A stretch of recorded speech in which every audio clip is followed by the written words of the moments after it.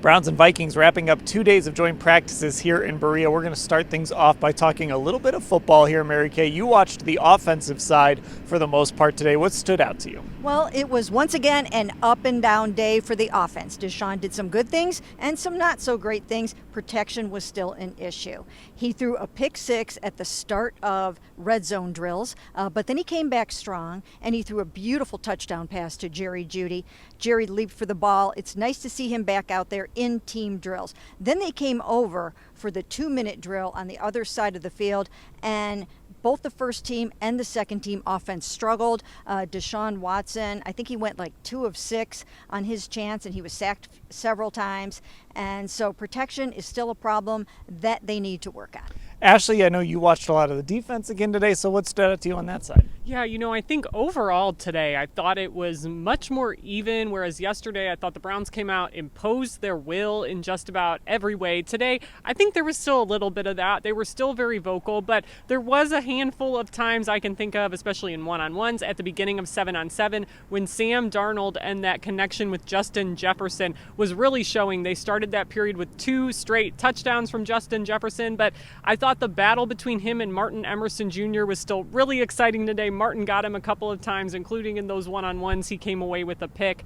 And I also thought the defense did what they needed to do in the final situational 2-minute drill action. They did not allow a touchdown. They forced 3 straight incompletions that were targeted to Justin Jefferson, and even the second team defense, they allowed a touchdown, but the whole situational part of it was they were down 8 and they did not allow the Vikings to get the 2-point conversion. Yeah, and it was a very loud practice again today, and I think if you're some Vikings fan watching this, you can feel good that your team, who probably, I guess if we're keeping score, lost the joint practice yesterday, did respond today. They came out, they were chippy, they were looking to fight back. They even got into it with some of the fans or family members or something on the sideline, so it was a very chippy, loud practice today. Now, there's plenty of news to get to.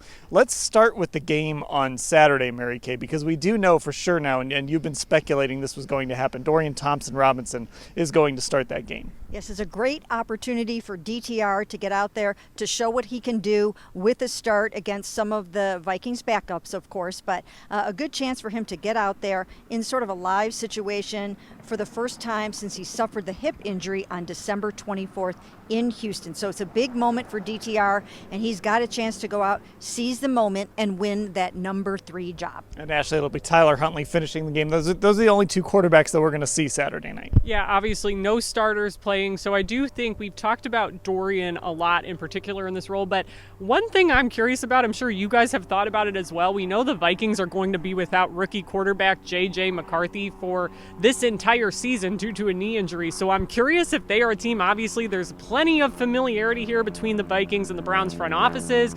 I'm curious what they're going to think of Tyler Huntley if the Browns would ultimately decide, hey, DTR wins that 3rd string job. And I don't know, it's just something interesting, I think, to keep an eye on. Yeah, that is something worth noting because obviously Kwesi Adofo-Mensah was here for a long time. I saw he seemed very at home here when we saw him even getting driven around by Brown security in the golf cart. So who knows? There is that very simple connection there.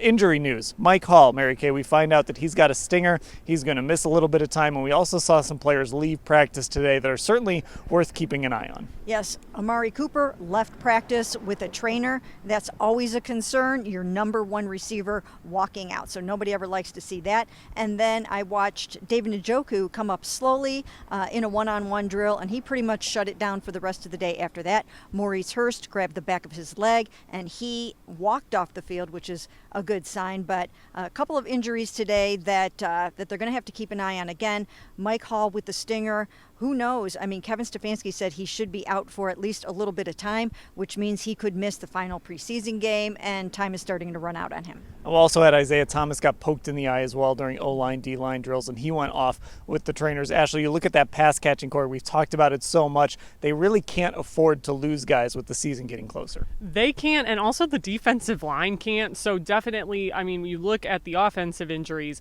Amari Cooper and David Njoku are your two most sure things in your passing game. They were last year. They're going to be this year, I think. And then Mo Hurst, there's just been a litany of D-line injuries. He was getting a lot of first-team reps while Shelby Harris was out. Now Shelby's back in there. Quentin Jefferson is going with the ones a lot. So Mo was mostly working with the twos, but still, I mean, you're still without Dalvin Tomlinson. Zadarius Smith just worked his way back. I think it's tough for both of those units, the pass catchers and the D-line right now. Okay, we'll have full coverage both days here at joint practices between the Browns and Vikings. And, of course, we'll cover Saturday's preseason game on Saturday night. It's all at cleveland.com/Browns.